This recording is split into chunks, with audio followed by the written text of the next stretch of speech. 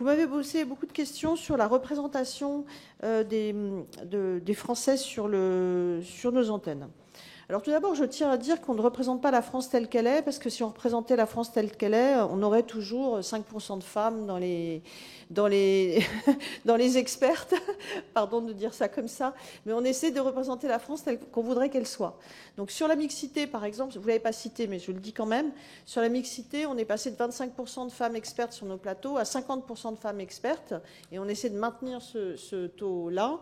Ce qui n'est pas simple, hein. D'ailleurs, si on relâche la pression, ça redescend tout de suite, sachant qu'on a un nouvel objectif qui est de mesurer le temps de parole aussi des femmes versus les hommes. L'INA le fait, et donc l'ARCOM a rendu public ce rapport. Le service public, de manière générale, et je ne suis pas la seule, hein, est assez exemplaire sur la mixité.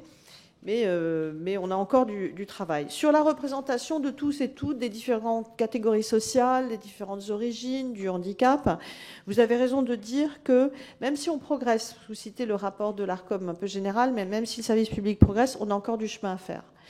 Alors sur le handicap, parce que c'est des points qui sont différents d'un sujet à l'autre, sur le handicap, vous savez que depuis maintenant plusieurs années, sur le sport, on fait très attention à exposer de la même manière les tournois de handisport des autres tournois.